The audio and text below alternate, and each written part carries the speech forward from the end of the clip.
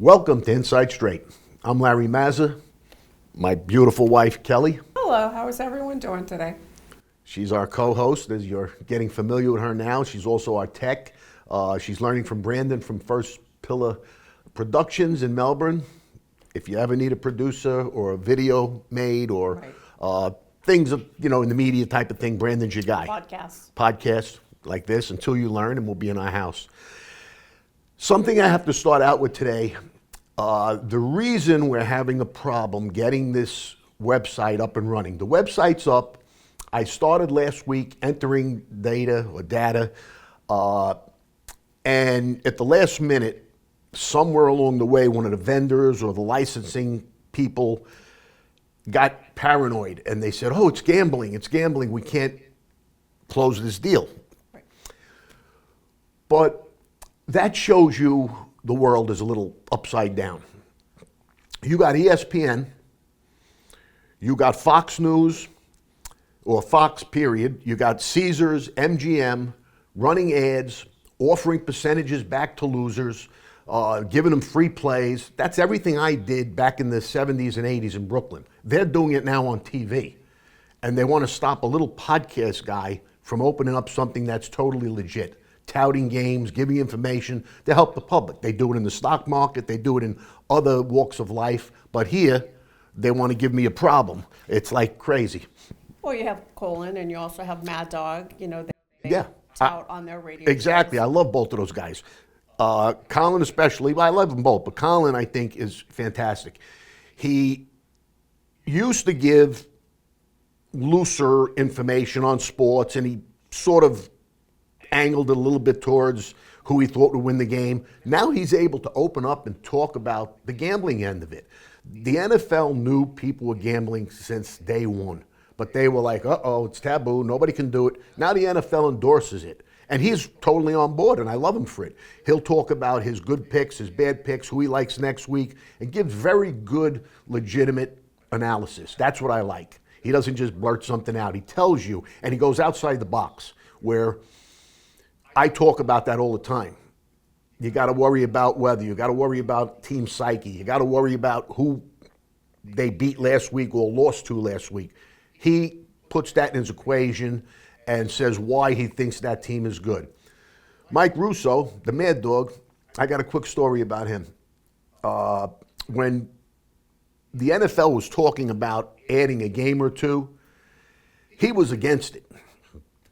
And I was on I-95, and I called him because he has that radio show. I remember.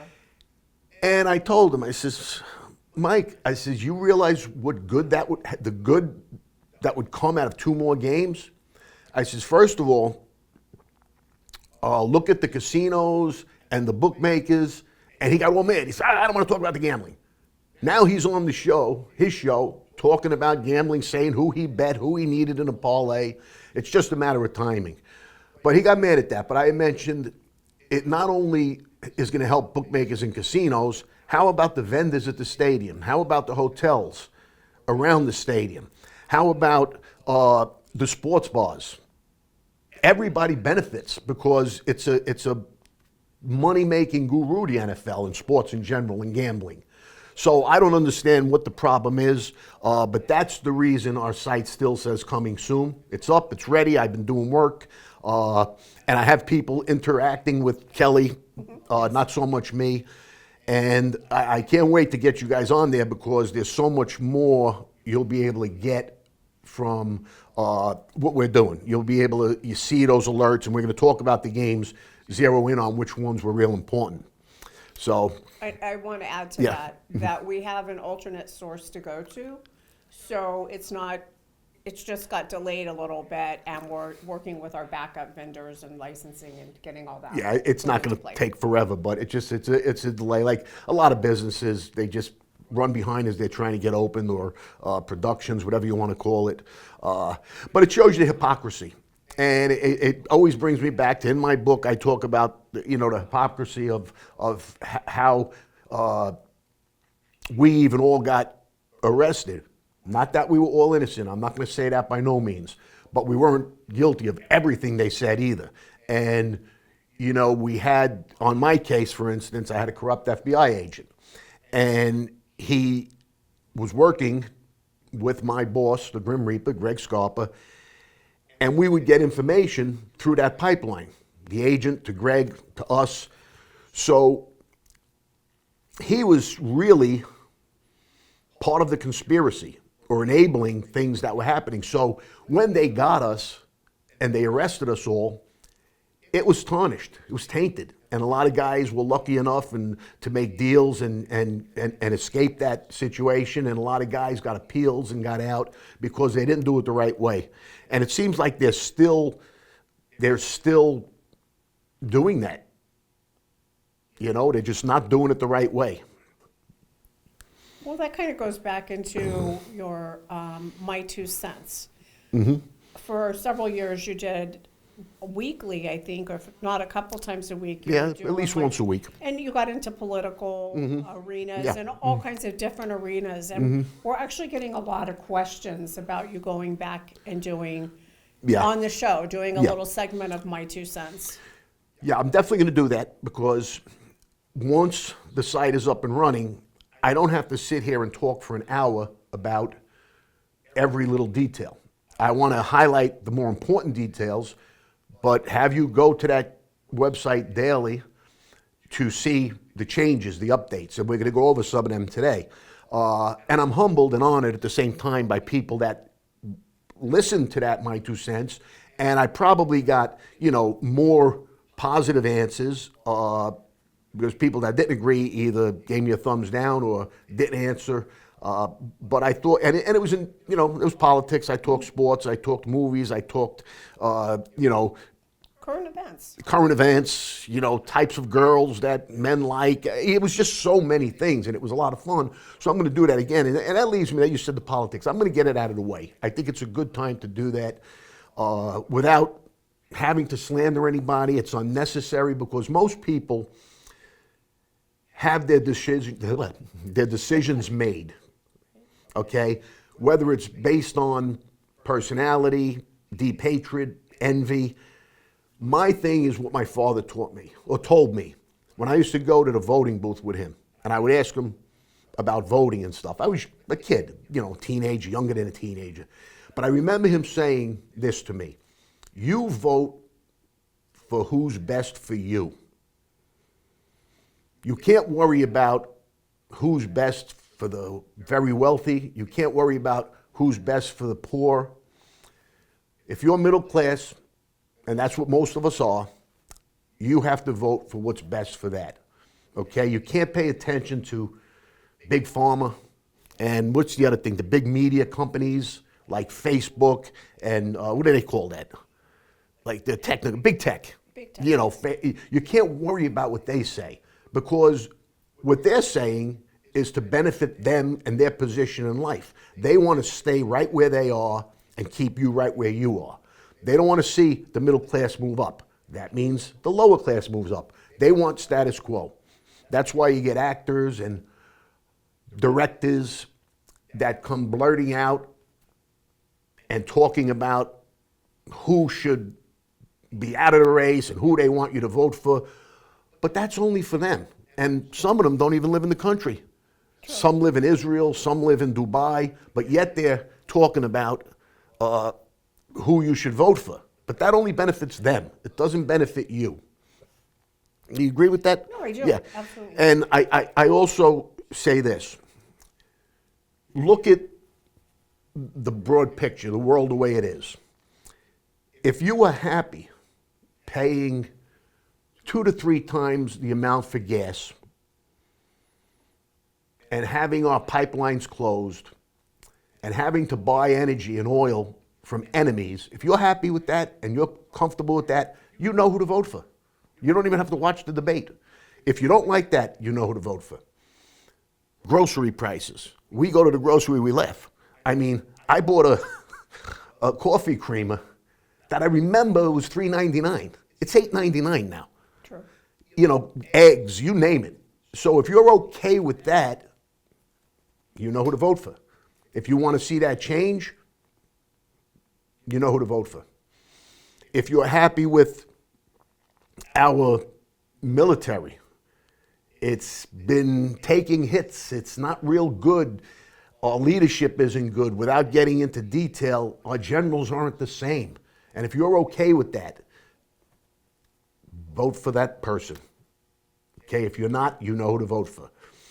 And last, but certainly not least, there's not a country in this world where you can just walk in. Try that in Russia or China. You'll get shot. Walk into Canada. You'll get arrested, detained, and it'll cost you a fortune to get yourself out and to get home. Okay? Nobody can do that. Right now, you could come in, you get a telephone, you get a hotel room, you get coverage. You get more than most Americans get, more than our military gets. So if you're okay with that, you know who to vote for. If you're not okay with it, you know who to vote for. I don't have to watch the debate tonight. I may because there's no football game on, but by my and I'll have an open mind. I always do. It's not a matter of who I hate or who I like. It's the policies. I want to hear how those things are going to get corrected. And more for our kids than us. More for our kids, our grandkids, our nephews and nieces who are young and have a long future ahead. Because I've heard comments like, my life won't change one bit, no matter who wins. And you know what? In the long run, who knows? Maybe, maybe not. But my answer to that was, well, just think not long ago when you were paying $1.99 for gas. So your life did change. Are you making that much more money now? That doesn't matter. It doesn't matter to those Hollywood bigwigs because they'll just make $20 million a movie. They don't care if it's $2 or $8 for gas and security and all of that. So back to my father to wrap this up, and maybe people won't keep asking me about politics. Vote what's best for you. And the beautiful thing is, it's private. Even if you hate somebody or you're envious of somebody or you want to vote for the color of the skin, you can do whatever you want. It's private. But do what's best for you. It would only work out better if you could vote. Oh, thanks for bringing that up. I can't vote. I'm a convicted felon, as a lot of you know, and if you don't, you can read it in my book. I'm an open book. I talk about it all the time. I had to check it past, to say the least. How I got there was certainly unique, and that's why a book was written. Well, I wrote the book, and that's why there's been documentaries, some still in the works.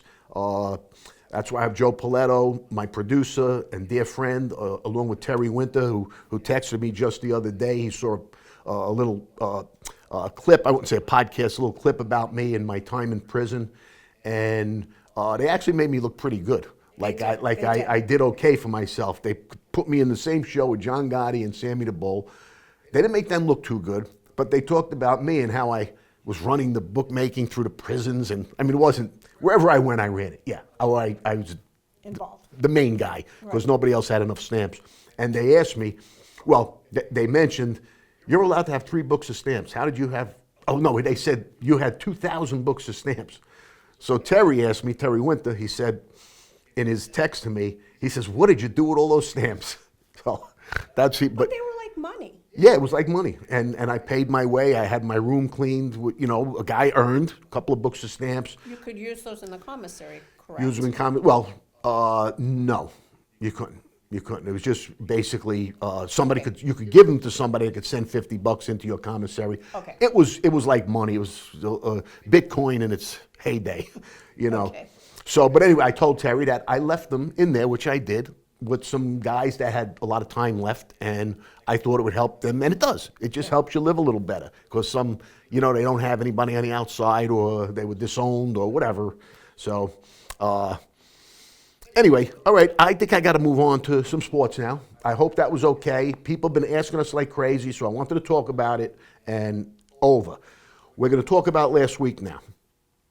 I'm going to start with Sunday, because Sunday, I'm an optimist, okay? The cup is never half empty to me. It's always half full, okay? And I like to talk about the good stuff where you can, even though you learn from the losers, and I'm not going to forget that. I got a few mentions of that. I like the winners. So the first game we took was under the Kansas City game. And the under-over was 47, anywhere from 46 and a half to 47 and a half. I played early. I got 46 and a half. The game landed on 47. that's an arbitrage dream when it lands on the number. I don't believe I bought any back because I was so confident that would stay under, and it didn't move far enough for me to do that. It probably moved along going up because the squares, like we said, bet over. So they probably threw a half, then another half. Long story short, it ended on 47. Some people say I got lucky because that last touchdown, they missed by a toe. But that's going to balance out. And I got unlucky because, if you remember, I was leaning toward Baltimore. I thought they would, and so if you listen to that part of it, I lost that part by a toe. But I don't care. The under was my tout. The under was what I liked. And to me, it was a winner. If you got the right price, you won. The next game, Friday night, there was no question. I said over Green Bay. I think I made it a multiple bar play, either 3 or 4. I got too many games to remember exactly. I could go back and look, but I won't be able to work on this week's games. But I know it was 3 or 4 stars. Bars. Gold bars. And I'm trying to be different than all these other places that give out. There's a place that gives out 500,000 stars. I think that's a joke. I mean, what are you going to do? And if they lose, make it $1 million next time? So anyway, that game was a winner at halftime. They had 40 points, practically a winner. They only needed another touchdown or something. So that was an easy one. As we got to Sunday, the first big alert we got was Jacksonville. We had the info on the Tariq Hill situation in Miami, that he got arrested for speeding and was handcuffed and all of that stuff. So it was possible he was under the influence. Nobody knew, but he was arrested. He was handcuffed and detained at the car. So we got that info when the game was 4.5. Everybody jumped on it. The game came all the way down to 3. There was some 2.5s. Big numbers, 3 and 4. So you're on Jacksonville plus 4.5. Then it turns out it was just a little speeding. They found out who he was. They wrote him his citation. They let him go. He got to the park in time. Now, there was some buybacks. So the wise guy group, believe it or not, that played that game, took Miami for the first half. I'm still confused about that. What I did was, I now bought a little bit back with Miami, minus 2.5. Guess what? Bingo. It landed on 3. So I had the bigger play on Jacksonville because that was the alert. Then I bought some back. Double bang. If you were online, you would have got the alert. You would have took Jacksonville. And if you would have checked, or you might have got another alert because it was that important now that Tariq Hill was playing and you could have that middle going. This is all stuff that's going on, not so much behind the scenes, but if you're just sitting home watching, the Tom Brady and who else is up there? I forget their names. Jimmy Johnson and the guy you like from the Giants with the teeth. He used to be, I'm forgetting names now. You know, what's his name? Come on, the guy who's on the morning show. Strahan? Strahan, Michael Strahan. I met him at the airport. He was a great guy. How do I forget his name? But it's too many names and too many numbers and too many teams. So that'll happen occasionally. I'm not getting dementia, I hope. No. But okay. So anyway, that was a great game right there. I picked the under in the Giant game, say it would be a boring game. You didn't need sleeping pills if you were watching that game. It was a boring game. I think it was 21-3. Minnesota got, but it was easy, another easy win. We touted New Orleans, but we also said the under on New Orleans. And nobody saw, well, I certainly didn't see New Orleans scoring whatever they did, 45 points. That may be the most they score all season. But we had New Orleans, but we lost the under. The Cincinnati game was another loser. My analysis said that it would be, New England's defense is real strong this year. They were much stronger than I thought to go into Cincinnati and hold the Bengals to 10. I thought that if the Bengals would have got the lead, it would have took away the game plan. I was wrong. New England looked like the old team, very well defensed, and that was a loser for me. Chicago, we touted Chicago. I had the -8. They were minus about 3.5. They covered the spread and made a great comeback too. Shows a lot. Got to keep that in mind. My other game that I took a big win on was Arizona and over. I said Arizona can very possibly win the game. They could have and probably should have won that game, but Buffalo won by 6. The point spread was 6.5 or 7. So you won. And then the buyback, if you wanted to buy some back, you could have went for a middle, but I didn't. I loved Arizona and over. It came out. Yeah, there's games you could bet the money lines and stuff like Houston. Houston we liked. They were minus, believe it or not. I got them at 2.5. The right line was 3 most of the way. Of course, they won by 2. 2 isn't an important number to me, although over the years, 2 and 5 became more important with the 2-point conversion and the longer field goal. Those because they missed some extra points. So 2 has become a little bit more, and I may have to start making a note of that. They won by 2. That would have been a push. But if you bet the money line on the game, you would win it. And that's up to you with that short of a number. A lot of times if the game's 1.5, I'll just bet the money line. Sometimes I'll buy it. I'll sell a point if I could, but whole nother ball game. The best game on Sunday. Go back to the tape. I said, this is your moneymaker game, Tampa Bay. I know it was 4 goal bars. It was a wise guy play, money line and spread. I had them, I think I said 9 or 10. They were only 4 against Washington.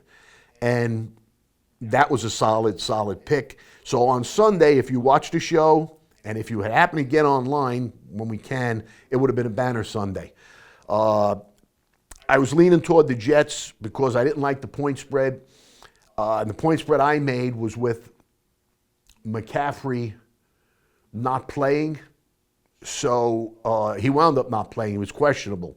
So I had to make 2 spreads, and it came out to 5 was in between.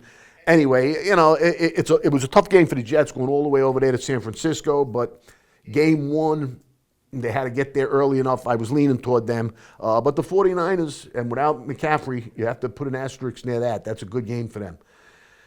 Saturday, I had over the Memphis game, which was a winner. Again, if you got down early, because that was real close to the point spread too. It was 55.5 to close. It landed on 55. I went over 54 and 54.5 before it shot up.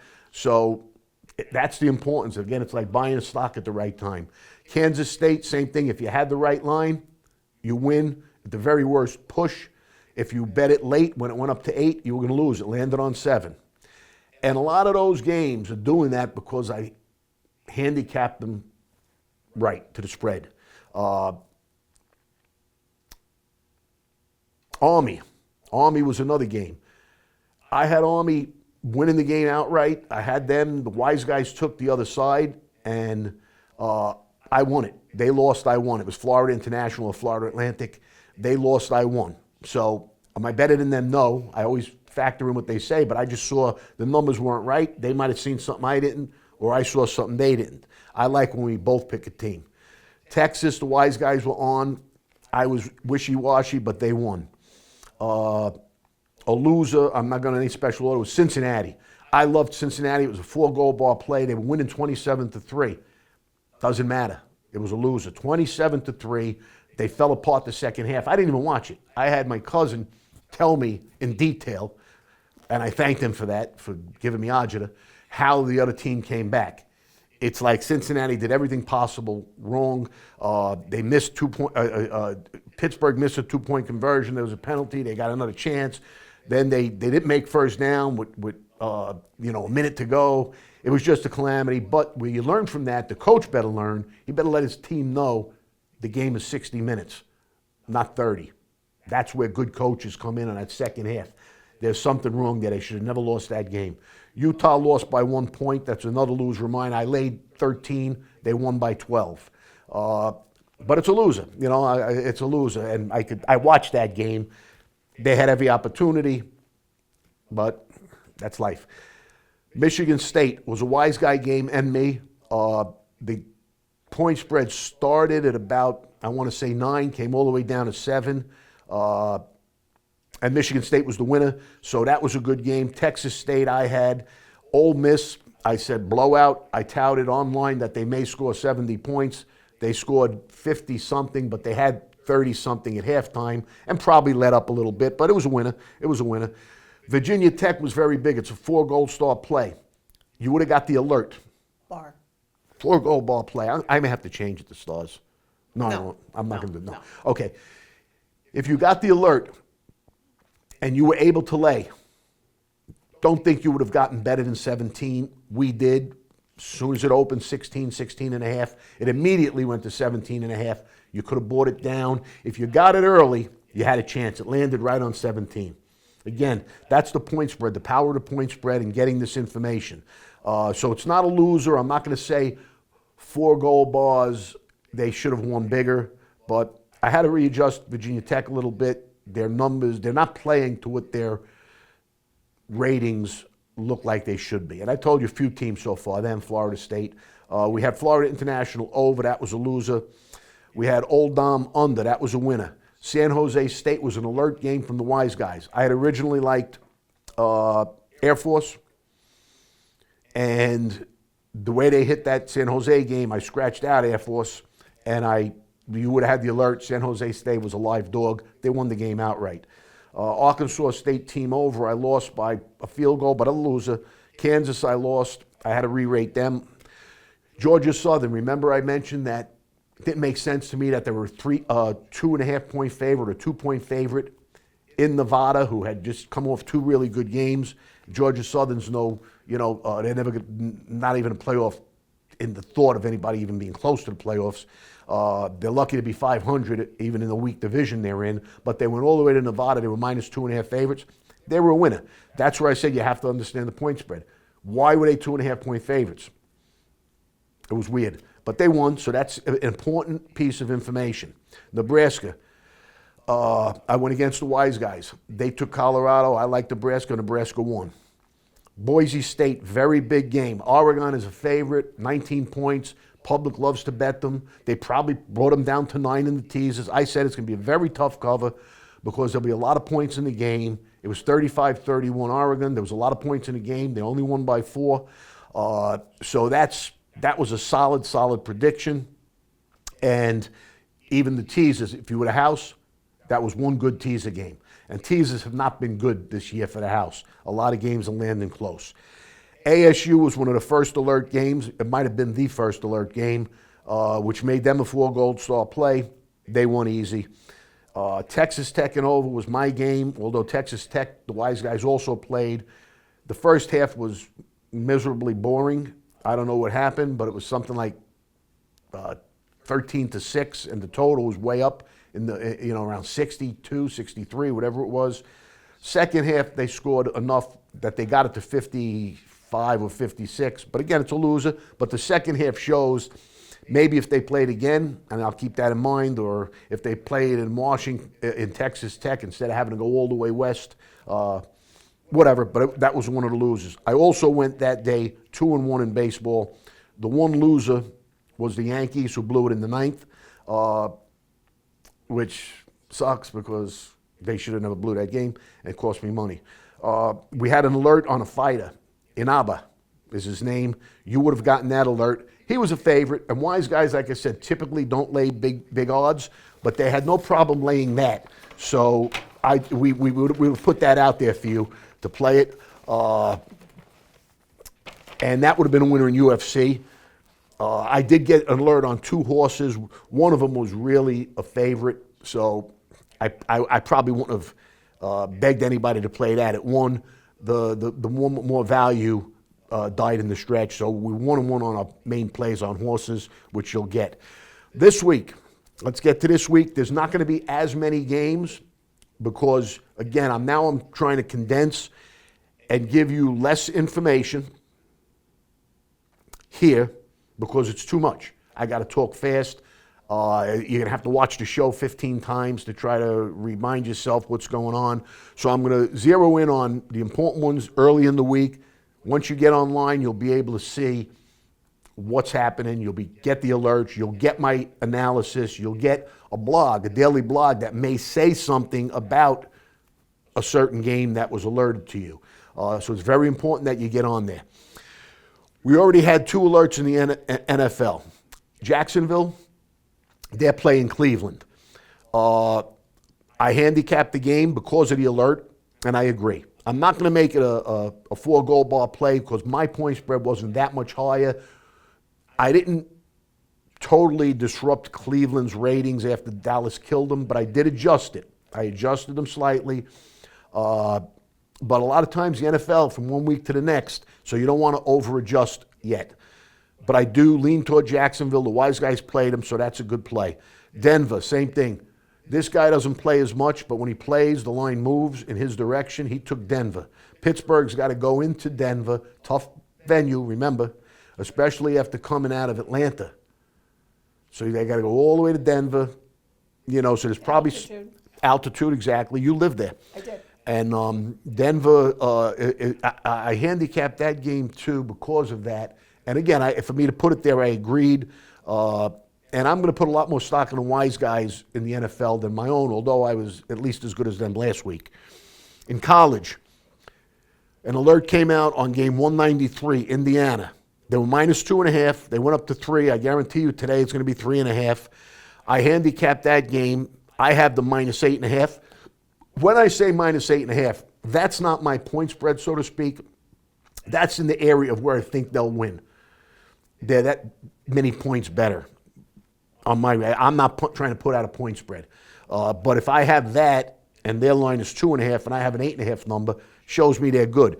And if Indiana played them, what happened there, the quarterback, I had to up the rating from 8 to 9. That quarterback on Indiana, he's lighting it up.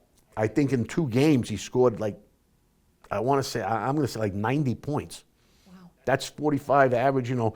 So they're playing UCLA, who really didn't contain Hawaii. If you remember, we picked Hawaii. So that's definitely a 4-goal ball play. Indiana, we're all on it already.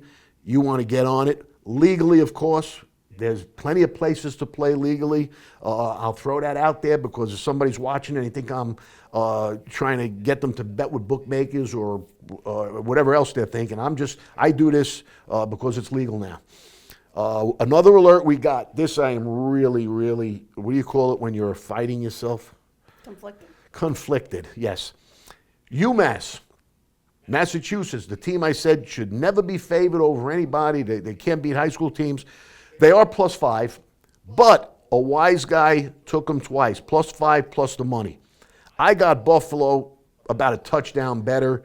I've got to hold off on that because it's Massachusetts, but I have to let you know that's what this show is here for. A wise guy alert came out, Massachusetts, +5 points and plus the money. Another alert game, A&M, Texas A&M, -3.5. They come off the loss to Notre Dame. They don't come off of that. That was one of their losses. Here they are, -3.5 in Florida. That's a tough place to go. I have Florida -1, which is nothing. It's a pick, and the odds make it as a 3.5, so that's not a big deal to me. Wise guys laid 3.5. I'm not sure why yet. It didn't look that like a play to me, but that's a wise guy play, so you need to know that. Sam Houston, game 178. They laid the money and the 4.5. They're playing Hawaii. There's a lot of travel factor involved, and I'm going to give them their due for that. They did come off that UCLA game. Might have drained them a little bit. There's something there that I don't know, and I'm going to find out as I continue to look into it. I don't love it because I have Hawaii, a little bit better than Sam Houston, even with the home field, maybe about 3 points better. Again, it's not enough for me to tout Hawaii, but it's gonna make me manage my BR a little bit. Where Indiana, I'm going all in. UMass, A&M, and Sam Houston, I'm going to wait. I'm not so sure yet, but I'm not going to disrespect a play like that. They played money line and game. Another alert came out on over 45 in the Miami of Ohio Cincinnati game. 4-goal bars. My numbers say both teams will score, and I think Cincinnati will not let up in the second half. They'll continue to score, and Miami can score on Cincy's defense. Neither defense matches up well against the offense. So I'm all in on that one. Memphis is playing FSU. I've scratched FSU off because I re-rated them twice. I've been talking about the quarterback. I just think there was something wrong with the roster. from the talent that level that we thought they had. And now the Wise Guys came in with Memphis +7. I can't play the game because I'm 0-2 on FSU. Now the Wise Guys are going against Florida State. You know, is it based on the first 2 games? Will Florida State wake up? I still have, and I adjusted again. I downplayed FSU in every aspect, offense, defense. I still got them about 10. I'm getting closer. It's not that big of a difference, but it's an alert game. Came in, Wise Guys played it. Game 186, under 46 in the Air Force Baylor game. Baylor's 16-point favorite. I have Baylor only around 4, which makes me agree with that under. I think it's going to be a tight defensive game, and if that's the case, 46 is a lot of points. I don't think the win is going to be more than the low 20s and the loser somewhere in the teens. So I agree with that one. I'm not giving it 4 goal bars because it wasn't, multiple plays, and my point spread difference makes me agree with them. But you need to know, Wise Guys took under 46 in the Air Force Baylor game. And the last time I'll say this, all these games are analyzed and they're on the site. Every game. Every game on Saturday, you can log in and see what my ratings look like. A little commentary on why I like a team, why I'm leaning towards a team. I put up the scale. 1 goal bar means one thing, it's if you must. 4 goal bars means the Wise Guys are on it, I'm on it. And those are things you'll learn. And you'll see it's priceless. The information is priceless. Well, and they can go daily because it will be updated. Yes. As we get closer to game time. Right. It'll be updated every day. So as information comes in, who knows when a player is going to get arrested or speeding or going to have a domestic problem or be seen out drinking late in Miami. These things we find out. And if you don't know it, you're going to be a victim. If you do know it, it levels the playing field. It may even make you a winner. You'll be getting straightened out with Inside Straight. Remember that. I knew that was coming. It's one way to get straightened out. There's a lot of other ways. There are. Yeah, go to a chiropractor. You could. That's a good one too. Me getting straightened out was a different thing altogether. But we'll talk about it. And thus we digress. And we're Yes. getting Okay. back. Baseball today. I had extra time this morning because, our grandson didn't come over. Yes. So Our grandson comes every morning before school, and today Yes. he did not. because so- he didn't have swimming, no swimming, so I was able to sleep an extra hour. Anyway, the Marlins game. I know they're not a good team. They're playing Pittsburgh, who also is not a very good team. Pittsburgh has a couple of bats out of the lineup. I know McCutcheon's out, Connor Joe is out, one other guy is out. Those are good hitters. And there's a theory in baseball, and I don't know that it's anybody's theory other than me and my old partner Jimmy, but it's called the after somebody theory. It's like if you went into Yankee Stadium back in the 70s and played, and you were a pitcher, and you had to face that lineup with Reggie Jackson, Oscar Gamble, Lou Piniella, Chris Chambliss, Willie Randolph.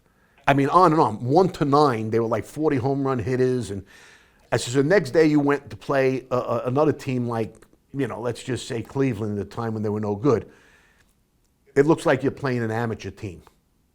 Okay, so your confidence level goes up. Anyway, the Marlins faced Skeens, the pitcher that's taken the Major League Baseball by storm. He's now 10-2. He's actually going to give me a run for my money on the Cy Young because I have Sale. He's 16-3. I don't know if he got the win last game, but he pitched a great game, only gave up 1 run. His ERA is phenomenal. I don't think he'll beat me because my guy did it for a full season. But the point is, after facing that guy, it's like facing a wiffle ball pitcher. The ball moves, it bends, it rises, it sinks. Whoever you're facing the next day, the ball's going to look a little bit bigger. So I got the Marlins scoring some runs today and winning. Atlanta It's a bounce back. They're hanging on by a thread to their playoff hopes. They're a proud team. They're a good team. They lost yesterday to Cincy 1-0. I think they bounce back today. The Royals are a live dog. I had them yesterday against the Yankees. They were winning 4-3, but the Yankees started. They just got hot. They got that lineup, and they hit a couple of big home runs late, like in the 7th, 8th inning, and it was a loser. But I think they're a live dog today. The pitching matchup is much better. They got their ace, Seth Lugo, going against Stroman, and I think he's going to come up with a good game today. He's a good pitcher. The Royals got a fantastic lineup, and they're also fighting for a playoff berth. So those are games I tend to look for teams with some value. You could say, again, Cleveland, bet them today. They're 250 over the White Sox. It's a waste. That one game they lose, you'll get killed. There's another big favorite today I'm laying off, and they'll probably win. Maybe it's the Twins or somebody like that. But the Mets, you got to ride the streak. Certain streaks you can't stop. The Mets look like they are going to keep on winning until they get into the playoffs. They're right there. I think they move ahead of Atlanta. And they've actually gotten within 5 or 6 games of Philly. That's a far stretch. But the Mets are feeling confident. They got Peterson going. He's 9-1. And I'm not giving you big favorites. They're on the road, so they're probably 130, minus 130. Definitely worth a bet. You got to stay with them. Orioles, another live dog in Boston. Their lineup is too good not to score a lot of runs at that stadium. Yesterday, the Red Sox outscored them 10-5 or something like that. They're definitely a live dog. They're not a big dog, but anytime you get the Orioles, they got one of the best records in baseball. And coming off a loss, I just think they'll bounce back. A very live dog today, and it starts soon. That's where I'm looking at my watch, is the Cubs. They have a very favorable matchup. The Dodgers are so far ahead. I think that's why they lost last night. They may be getting a little comfortable. Some teams towards the end of the season get comfortable, and they're thinking playoffs if they're not really in a tight race. The Cubs, they think they have a shot, and they might. When I say that, I mean I think they're going to make it, but mathematically they're alive. So they won yesterday. They're feeling good. They got a good pitcher going today, Emanija. He's something like 13-6 with the Cubs, who are a mediocre team, really. So I think they're a good bet. And there's your baseball. I looked at the horses and my horse people. They didn't come in with anything yet. But again, they come in towards the weekend, so you'll have to check in. Again, it's repetitious of me to tell you that, but it's very important that you do it. So, and I think it's question and answer time. We have some. Okay. Yeah. No, I'm going to put my notes away because I am done. You're done? Sure. Who says that? What's his name? The guy on, Levin. Life, Oh, yeah. Liberty, and Levin. Levin, He yes. says, that's it, I'm done. Okay. I'm mentioning all these names. Maybe they'll see that their names came up on my show and invite me on their show. Is the world ready for that? Why not? All right, All right. questions? All right. You ready? Yes, Okay. I hope. Teddy from New York. How truthful is your book? I see you on YouTube. Occasionally people say you lied. By the way, I loved the book. Oh, thanks for loving the book. It was all fake. It was, no. Oh, wow. Well, let me say this. First of all, I have no reason to lie. I have nothing to lie about. Most of my words in that book are documented somewhere, be it court transcripts, be it interviews, be it news, and not interviews with me, other people, the newspapers, which obviously you can't believe everything you read, but I didn't say it. They're saying it from documents they've read. I had no reason to lie about my getting into the life through a unique, crazy affair with a married woman. Greg Scarpa was certainly my boss. There's no doubt about that. There's no doubt I did 10 years. The things I think, and I said in my book, I said at the very beginning, this is my life that I lived through, and I'm giving you what I knew to be true. The reason I say that, higher ups in that life will lie to the underlings. Or Greg will tell me one thing, he'll tell his son Greg Jr. something else, he'll tell Jimmy something else. And they do that divide and conquer, to keep everybody needing them. You don't always get the truth from the higher ups. And I learned that the higher up I got. I saw what was going on. But what I put in that book is what I lived through. And there's one example. Remember that guy? He was John Gotti's bodyguard or something. Oh, yeah. Big, 6'7" Russian guy. And he called me out on something in the book and made me like I was the biggest liar because I said John Gotti. And the thing is, I'm not a big John Gotti fan.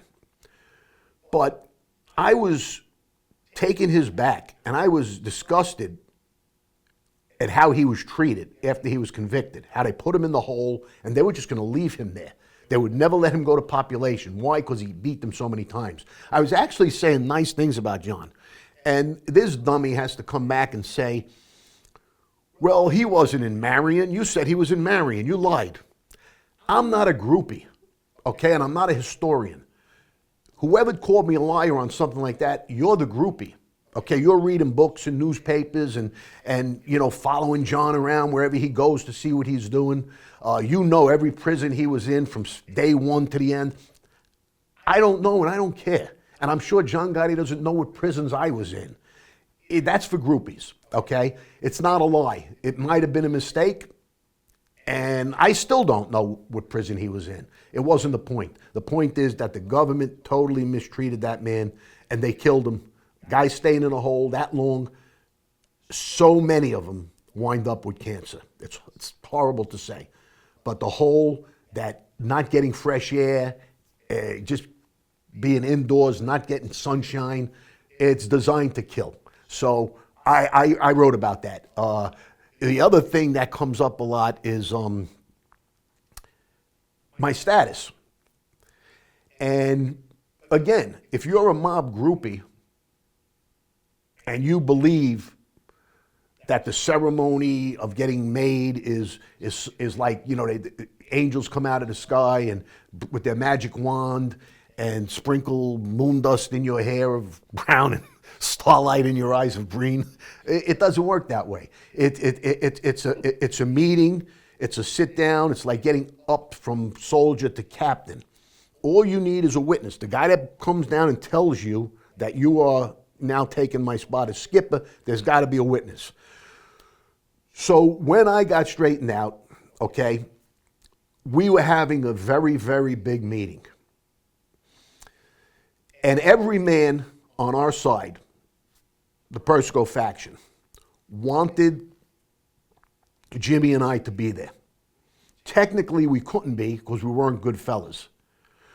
So a decision was made that at that meeting, we would pick a boss, we'd pick an underboss,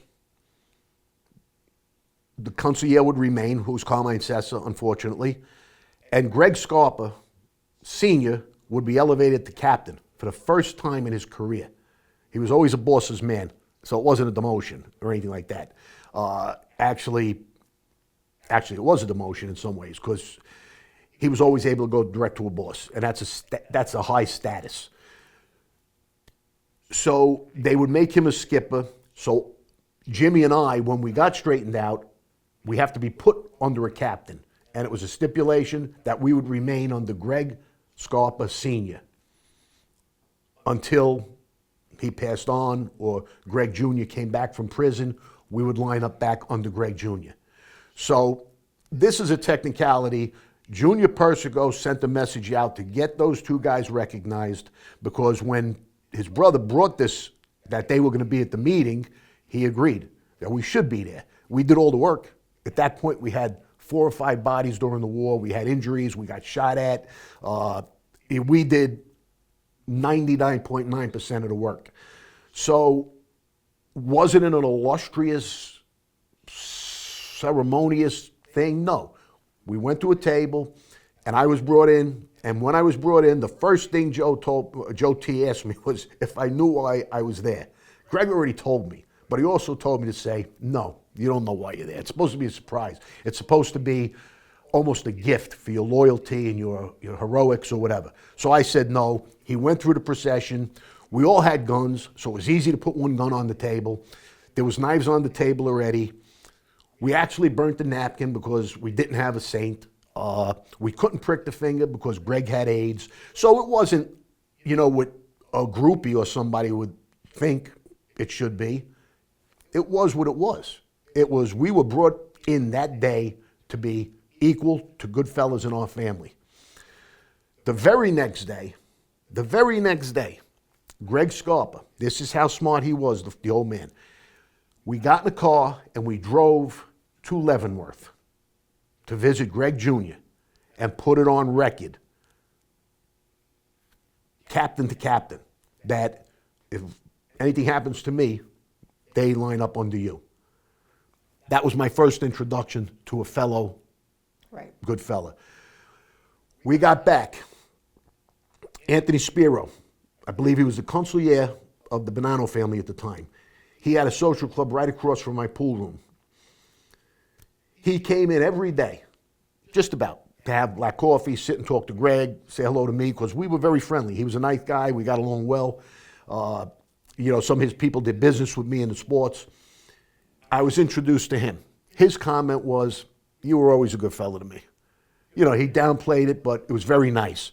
A few days later, George DeChico and Frankie Fapiano with an N, Fapiano, I'm sorry, came to the pool room. They came a few times a week. They were in John Gotti's family. And Gotti had told his men to stay away from anybody around the Persco faction.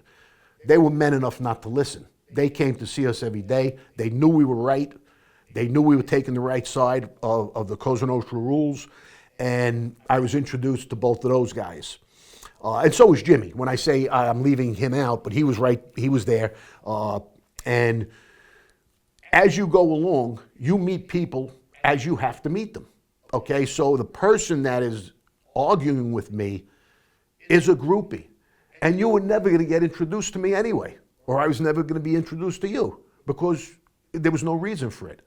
But along the way, everybody I met, everybody on our side, the few nights later at dinner, there were guys there, that weren't at the table, obviously, that I was introduced to. I got more kisses that night than Don Corleone in the movie. I mean, it was done. And you know what? It didn't make a difference. My life went on the same way. It mattered because if Greg did die, or Greg Jr. for some reason didn't get out of prison, we needed to be our own men, have our own button, and keep what we had and not get robbed. So it's a long answer, but going back, there's nothing for me to lie about. A lot of it is on record. The government knew the day it happened. And I found out later on, Greg Scarpa told them. Greg Scarpa told them. So when I was trying to be a little nobody during the trial or the pre-trial motions and everything, they weren't going to have any of it. They already knew. So I don't lie. There's not one thing in that book that isn't truthful from my eyes and what I lived through. You ready? I'm ready. Okay. I'm done. That's it. I'm done. You're done? You're Yes. done? That's it? Okay. Yes. Annie from Staten Island. Can you do my 2 cents every week? We talked about that. Oh, you know what? Yeah, we're going to do something. It won't. It's not always going to be politics. We're going to do my 2 cents on something.